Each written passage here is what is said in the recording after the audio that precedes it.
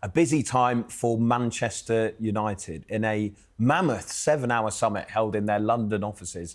The co-owners Jim Ratcliffe and Joel Glazer were joined by the Old Trafford hierarchy, including the chief executive Omar Barada, the sporting director Dan Ashworth, the technical director Jason Wilcox, and the Ineos duo Sir Dave Brailsford and Jean-Claude Blanc as well.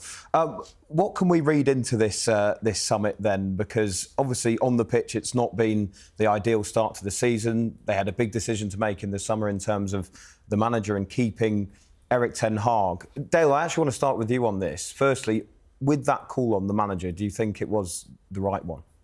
Which call? Just keeping him on, keeping Erik ten Hag on. That's hard to say, really, isn't it? I mean, he's been there 3 years now or something like that, 3 seasons. And it's interesting because whenever I look at him, I think he's a new boy and he's just, trying to establish himself. But he's not actually a new boy and he is still trying to establish himself at the club. Is it the right decision? Only they can kind of make that. I wouldn't want to judge it. But I think they're a great example of where succession is difficult, Man United. And Liverpool, on the other hand, we haven't mentioned them, seem to be a great example of how a succession can go really well. So Jim Ratcliffe did an interview with the BBC last week where he talked about Ten Hag's future and he said that it wasn't his call on whether he should stay on as manager as well. He was also asked whether he had faith in the manager and said he didn't want to answer that question. When you read those as headlines, it does seem slightly clumsy in terms of what he said. What did you make of it, a co-owner coming out and saying that kind of thing? It's a job to understand, isn't it? What's he doing in the room if it's not his call? And is he really just saying, look, it'll be done by a majority vote or something like that? I don't know. But look, he's a majority owner. He's another climate criminal, in my opinion, right? He's made a fortune out of burning the planet. I've just got to say that because I can't leave it without having said it. And so I haven't got a lot of sympathy for him or time for what he does at Man United, actually. But I'm a fan of Man United. I like to watch them play. I hope they get it right. What do you make of what Sir Jim Ratcliffe said there? Do you go along with what Dale says there, that if he's in the room making these decisions, it's a bit of an odd thing to have said? He answered the question by not answering the question. I mean, of course, he is an influential voice in that decision as to whether to keep the manager or not keep the manager. And it's disingenuous to suggest otherwise, really. Look, it's a difficult decision that they've got, especially given the decision that they took in the summer. They clearly went through a process in the summer because everybody knew about it. And they obviously spoke to a number of managers.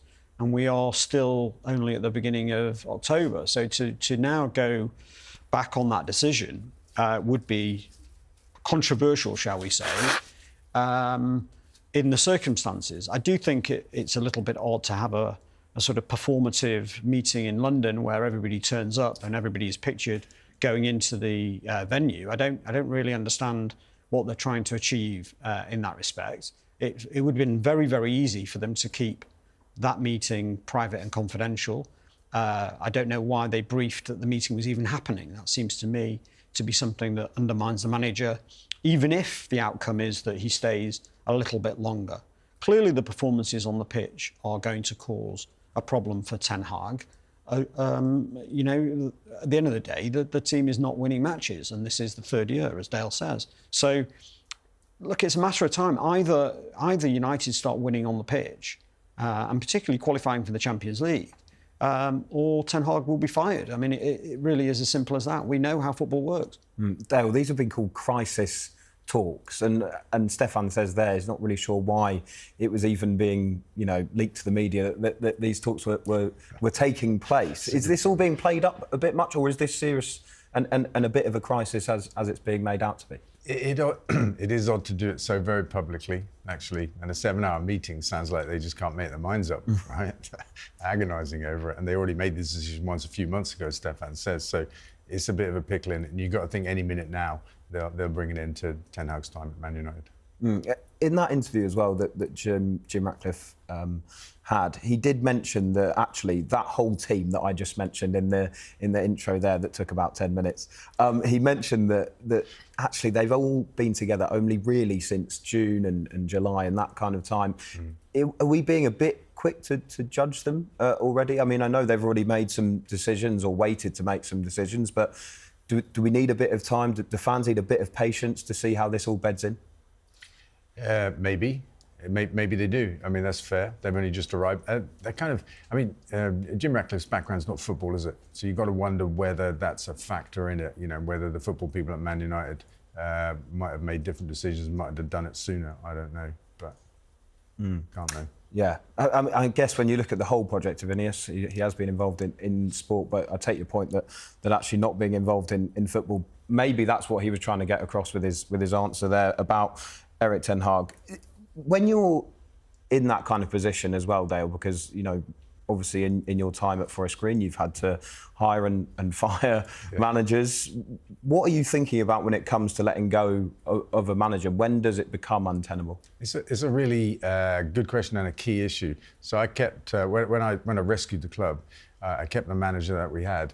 I kept him for 4 seasons, actually, and I changed a lot about the club. I changed like nearly everything, the badge, the food, you know, it's like legendary what I changed. What I didn't change was the managers, and that was the thing the fans were most angry about. But we stabilised the club and landed 10th in the league 3 seasons running, and then I realised he couldn't take us further.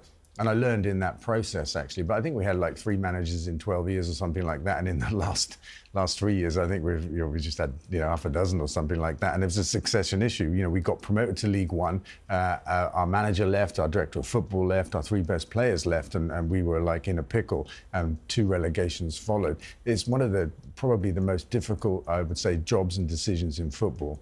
To when to change manager and who to bring in. Pretty strong words there from Mike Phelan, saying the only people at the moment who understand Manchester United are the supporters. Dale, I want your view on those kind of cuts in just a moment. But Stefan, if we do look at it from a financial point of view, can you understand some of the cutbacks that Ineos are trying to make? Because actually, when you look at it, they don't make good headlines. No, they don't make good headlines. And the surprising thing is, actually, in terms of the pounds and pence that these sorts of moves save, actually not that significant in the context of a Premier League football club. So if you look at the costs that they've incurred to actually remove those individuals, and you know, you can do the modelling yourself in terms of 250 people, let's say on the UK's average wage, the savings are not very significant. The numbers in their accounts seem to suggest a much bigger number than you would think from the 250, but it's hard to understand how that can be quite right. So we'd need to understand a bit more detail on that. But overall, some of these sorts of changes are the types of things that private equity type investors want to do when they come into organisations. They want to put their stamp on an organisation, both in terms of costs and disruption in terms of how they do things differently. And unfortunately, often and frequently, that means that certain people are moved out and there's a retrenchment. I mean, is that putting your stamp on a club in the right way? I don't think it is, but especially the packed lunch thing. I mean, that's just mean, isn't it? You know, you got Jim Ratcliffe, so rich, he's a tax exile as well, as far as I understand it, you know. And footballs are about community. You know, football clubs more than anything else are about the community. And to save a few pence from packed lunches. I mean, as you say, you're saying 250 people is nothing to a Premier League club, but packed lunch, some sandwiches. I mean, I think it's going to create a bad morale and feeling within any organisation when that kind of stuff happens. That kind of penny pinching, that's not a good move. I think part of it is about disruption of the organisation. They've had a 10-year period since Sir Alex Ferguson left. Clearly, it's not been the greatest period in the club's history. I suspect that Ineos have come in with a view that almost everything that's been done over that 10-year period has been wrong. And they want to kind of top to bottom change.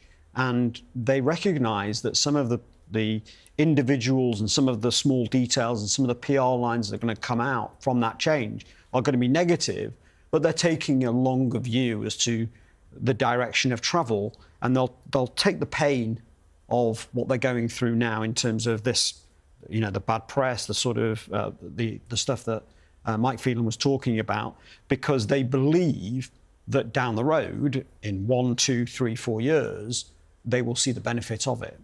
And we'll see. But clearly, it's painful for those people who have been associated with the club over the last 20 years, or that are there today. You know, people that have been in organisations that have had large retrenchments, it's difficult not only for the people who exit, but also for the people that are left. There is a vacuum, and there is a feeling in an organisation, and there is a damage that's done in the organisation when lots of people leave an organisation, even if you survive.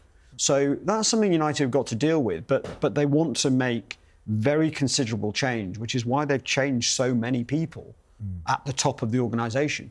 What Jamie said before about how Rashford might react to this, because, you know, when things break down, they don't just break down with one person, they break down with several people. We might come on to Bruno Fernandes in a moment, but what about Rashford? Do you think that this relationship with Erik ten Hag, which has been under strain for a while, is symptomatic of the whole thing? And let me just say that Rashford hasn't done himself any favours, as in when he went out, and, you know, that don't reflect well on him. But Ten Hag himself has said he's brushed that to one side, he's disciplined him, right? Which is fair enough. But when you play a football match and you're playing well, Rashford would believe he's playing well. He's got the goal. He's being direct. He was the difference in that first half as to why Man United were playing. To then get pulled off, he would be thinking, what's going on here? And then he would be talking to his teammates, as you would. I can't believe I've got taken off. Yeah. And then the teammates will be saying, I can't believe he's taken you off either. And then you create that bad blood within the squad. And I feel like when you look at the squad now as a whole, you can see that on their facial expressions. Yeah. Can I just say, when I watch Ten Hag on the sidelines, in-game management, the way he is as a manager, I don't see someone that's going to get the best out of the group of players on the pitch. Marcus Rashford is lazy. Right? If you give him an inch, he'll take a yard. Right? That's what he is. Like, and there are managers on the side like Pep, like Arteta, will be on you. And there's certain players you know when they walk on a pitch. Jordan Henderson, you ain't got to say nothing to Jordan Henderson. He'll go out there, he'll graft, he'll talk, he'll tell you he'll get other players on side, and he'll demand the best out of other players. Marcus Rashford, if you stand on the sideline and don't say nothing to him, he won't. He'll go through the game, he'll coast through it, and he might do something special. But you need a manager on the side saying, Marcus,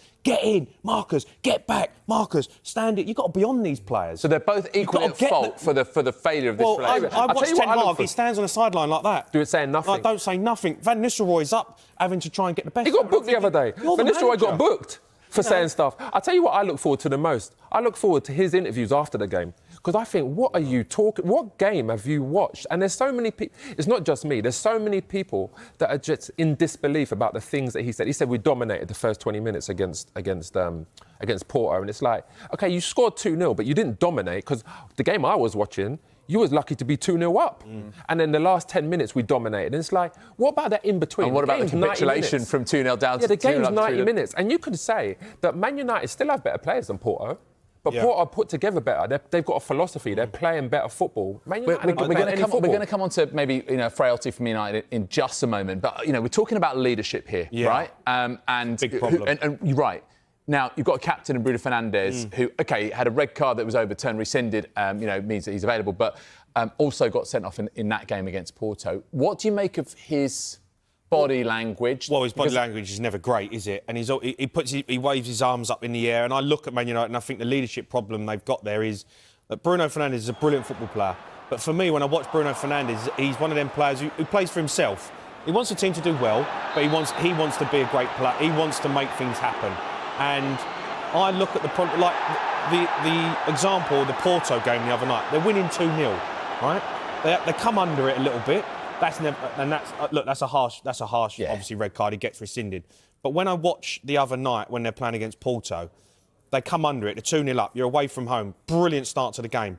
I'm looking at Bruno Fernandes. I'm looking at the midfield and saying, where's the leaders on the pitch to say, boys, we're coming under it for 5 minutes. Let's get into half time. Let's get in. Marcus, get in. Diallo, get in. Bruno, come here. Get compact. No goals. Nothing comes in between us. They're all just individually out there still trying to play football, and Porto go right through them. How many goals you seen this season already?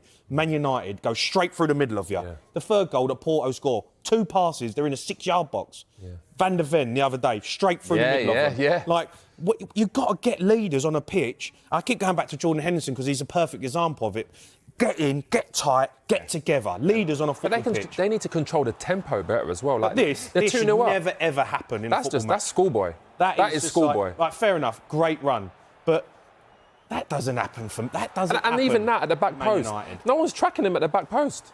Like, what's going on there? they're too easy to score against because they ain't willing to get together, get tight, and be leaders on the pitch and say, right, let's get compact. No one's scoring. Arsenal are the best. And they are porous. We know that since Ten Hag's taken over, they've conceded 3 or more goals in a game 24 times. That's crazy. No other Premier League side more. In fact, Bournemouth level with them on 20. They're almost the outright worst. They're the joint worst. But left side of United has been a problem all season, Jay. 7 of the 8 Premier League goals they've conceded either scored from or crossed from the United left side. Are they targeting Diogo Dalot a little bit? Luke Shaw, of course, is still out. Dalot and Rashford as well, by the way. Yeah. Dalot playing on the left. I mean, playing on the right, I don't mind him, to be fair, but playing on the left, he looks like he's treading water. Like he doesn't know where to go. Like he cuts inside from left back. You know, if you're cutting inside and you're in the attacking third, you want to shoot. Okay, fair enough. But you're cutting inside from left back. You're leaving spaces. You know, Rashford's not tracking back. I can't believe Garnacho's not playing, because at least there you've got a player that's honest. He's going to track back and get forward. Yeah. And he's a threat. But then it's like, where do you play Rashford? If you're not going to put him on the left, he clearly doesn't want to play as a striker. He doesn't want to play on the right either. And to be fair, Diallo's been playing well on the right. Even though like he was at fault for tracking back again, we spoke about the defensive duties. He's done pretty well going forward, but I just think it's a major problem. And when the manager's on that side of the pitch, he should be saying Dalot and Rashford, play together, get back, do your defensive duties. And they're just like, it's either, if he is telling them, then he's getting ignored, which is even worse. And then that undermines his leadership. United are supposedly not keen on firing Ten Hag because it will cost 20 million. Aren't they going to get triple that if they make the top 4, Gab? That's one way to look at it. I think they would hope that they get the top 4 with Ten Hag. But to me, the question to ask is, why on God's green earth did they extend his contract? The reason it's a big payout is, of course, he's got more years, right? In the summer, they chose to, you have a year left. They've got this stupid idea in their head that, a coach that only has a year left on his contract, well, he can't possibly have any credibility, and he needs this vote of confidence of having multiple years, and that's why the payoff is so high. I don't think it's going to stand in the way if they find the replacement and if they do decide to ditch Ten Hag. What are you shaking your head at, Stevie? Well, how can you logically do that? I mean, it's not just one person. If it's one person, right, you can point the finger and go, that guy's not right in the head. But there's a group of them. There's half a dozen of them, and they all go, yeah. Let's give them more money and more time. What? I mean, it's just mind blowing. It really is. All right, Gab. Ten Hag, he's gone there, and people say that he got rid of, the likes of Ronaldo. I wouldn't have got rid of Ronaldo, to be honest. He still scored 20 league goals that season. So for me, he wasn't over the hill, but I think because Ronaldo was demanding, Ten Hag didn't like that. He don't like the players that kind of, he's not. He can't manage the egos. He doesn't like. Yeah, and that's why I just look at this team now, and there's so much problems there. I think, like Jamie said, the only thing is there's no manager out there that you would say, yeah, I definitely want him. But then there's been, Graham Potter, that's been mentioned. I mean, he even him. at Chelsea, though, didn't he? He did struggle at Chelsea. He would have to come in and do some Harry Potter stuff. Maybe even more than that. Exactly, yeah. No, but I don't look like they're enjoying their football. That's what it looks like. When I watch Marcus Rashford, I'm a massive fan of Marcus Rashford, and he frustrates me because I look at him and think, you have got all the attributes to be a superstar football player. Right? He's got everything. He can score, he's quick, he can finish, he can drive forward. We've seen it, hasn't we? He's good on the goals. ball. And when I watch him for Man United, and he does good things in a game, like the other night against Porto, first half does really well. But then for the rest of it, he stands, he walks around, he hasn't got a smile on his face. He got took off at half time, and I watched the game.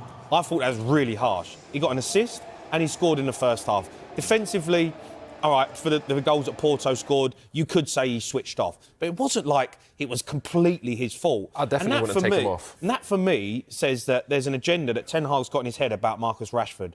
And I think that Marcus Rashford now is going, all right, well, if you're going to take me off at half-time after I've scored, then I ain't going to play for you. I'm going to down tools. And you can see it in a few of the players because they're looking at it going, he's dragged Marcus Rashford. He's scored and got an assist, and he's took him off because he might not have tracked back. And that's fine, but instead of going, hey, Marcus, I'm going to let you off, second half, if you don't track back and you're not working 100%. and you're not putting it in, I'm taking you off. I'm not going to take you off now because that's embarrassing you. But if you don't do it in the second half, 5 minutes, you're gone. But then he doesn't give them players the opportunity, and in the end they go, Gaffer's But just... Jamie, even I'm then, having it. he said, oh, we've got a big game on the weekend. The biggest game is the one you're playing in. It's not the one that's coming, because you don't know about that game there. The biggest game is winning that particular game at that moment. Yeah. So him saying that as well makes me feel like, tactically, what are you thinking? OK, but let's put it this way. If United had, let's say, won that game against Porto, right? They were 2-0 up in that game. Yeah. And then drawn against Villa. Yeah. I think, actually, you'd run it the other way round, wouldn't you? Actually drawing against Porto and beating Villa and a more refreshed Marcus Rashford. Look, I'm playing devil's advocate here. If a more refreshed Marcus Rashford, you know, remember, they played on Thursday. This game is Sunday, the early game. They're away in Porto. The players do this all the time now. OK. It's like But teams what do if he starts this game and scores? Then isn't that him vindicated? No, because he should be playing that game anyway. Like Jamie said, he should have stayed on that pitch because he was a threat. He's the difference. He was playing really well. He was direct. He scored a good goal. And he would be think annoyed. that, like Jamie, there is something untoward about the decision made, taking him off at half-time? I think that's too cutthroat there. Like Jamie said, you could just take him. It was half-time. All he had to do was say, listen, you've been playing well, but you've got to track back as well. You've got to do your defensive duties. He didn't do that. He just took him off. The thing is that and he could have been the difference to score again. If a coach makes a change at half-time, it suggests something has not worked, right? You sometimes see if I get dragged at half-time, it's because I played bad. Yeah, right. Yeah. You take him off at 66 minutes, no one really... Yeah. You think, OK, you can play that off as rotation, you know, trip back home tonight, maybe get home early, Friday morning, whatever. We still got to sit on the bench for 45 minutes. Yeah. It's not like he's getting straight in the car. No. Thanks, lads, I'm off. I've done my 45. I'm going to get back and rest up. He's still got to sit there. But, Jay, I'm interested in what... Man United facing further embarrassment as new details on Erik ten Hag replacement emerge. Manchester United opted to keep Erik ten Hag in charge this summer despite talks with Thomas Tuchel, but now pressure is increasing on the Dutchman after leading the club to their worst ever start to a season. Manchester United approached Stuttgart manager Sebastian Hoeness about replacing Erik ten Hag in the summer before being turned down by the coach, according to reports in Germany. Ten Hag faced huge speculation he could be axed after a disappointing 2023-24 campaign that ended with a FA Cup win, and Sir Jim Ratcliffe even had a meeting with ex-Chelsea boss Thomas Tuchel over taking the job. United's hierarchy ultimately opted to keep Ten Hag in charge and extend his contract until 2026, backing him to the tune of £180 million in the transfer market. But the scattergun process, which led to that result, continues to come under scrutiny. And Ten Hag has since led the club to their worst ever start to a season after picking up just 8 points from 7 games, including disastrous 3-0 home defeats to Liverpool and Tottenham, with huge pressure increasing on the Dutchman's position. Now a report from German outlet Bild has claimed that Hoeness was another manager United were interested this summer, in addition to Tuchel, with a suggestion the Red Devils went as far as asking whether he would take the job. However, it adds that Hoeness declined the opportunity to instead stay with Stuttgart, after their superb campaign in the Bundesliga last year that saw them finish second behind eventual winners Bayer Leverkusen, leading them to the Champions League as a result. Before Hoeness took over at Stuttgart last year, they were regular contenders for relegation, and he saved them from the drop at the end of the 2022-23 campaign as his side defeated Hamburg in the relegation playoff. Hoeness, who spent most of his career playing as an attacking midfielder for Hertha Berlin, started his managerial career with Bayern Munich too before a 2-year stint with Hoffenheim, where he secured a 9th-place finish in the 2021-22 season. Ten Hag is set to continue his role as United boss for the time being after appearing to survive a 7-hour crisis meeting chaired by Ratcliffe during the international break. The former Ajax boss has previously insisted he has the backing of United's leadership team and will be preparing for a must-win home game against Brentford on October 19th. His last 2 games were a 0-0 draw at Aston Villa and a 3-3 draw at Porto, with United blowing a 2-0 lead in that Europa League clash. Erik ten Hag told his wife must be on the verge of divorcing him by ex-Man United coach. Former Manchester United first-team coach Benny McCarthy has provided an insight into Erik ten Hag's work ethic and claims the Dutchman will be working overtime to improve results. Benny McCarthy has waxed lyrical over Manchester United manager Erik ten Hag's relentless work ethic, quipping that his wife must be on the verge of divorcing him. McCarthy, 46, spent 2 years working at Old Trafford under the Dutchman before leaving in the summer. Ten Hag, meanwhile, has endured a challenging start to his 3rd season at the helm and is under pressure. United are currently languishing in 14th place in the Premier League, and there was speculation that the club could sack Ten Hag during the international break after key members of the hierarchy met in London. McCarthy knows Ten Hag better than most after their time working together in Manchester, and the South African has now taken the opportunity to laud his tremendous work ethic. He has sympathised with the former Ajax chief, who will be leaving no stone unturned and working all hours in a bid to turn United's form around ahead of a flurry of important fixtures both in the Premier League and Europe. Speaking to SuperSport, McCarthy said, "I can imagine how frustrating it is for Erik because he's probably one of the hardest working managers I've come across. His attention to detail, that man goes to sleep at 3 a.m. for a.m. in the morning. The analysts get it at all angles, even if he thinks of something at 2 a.m. I'm sure his wife must be on the verge of divorcing him because that's his life. It's non-stop. He works tirelessly, and when you put that much work in, you expect things to go well, but that's why I'm saying there's something that's not right." McCarthy's latest comments on Ten Hag, who almost lost his job in the summer after United courted other coaches, are a far cry from ones he made earlier this month, where he accused the United boss of lacking the passion and fire top players want to see in a coach. He told Portuguese outlet 00 in Modern Football, "I believe that players want to see a bit more passion in their coach. They need to feel that the coach is with them and willing to fight alongside them. Tactically, I feel that Erik is at the top. He lacks a bit of that fire, that passion. That's where we differ, him and I."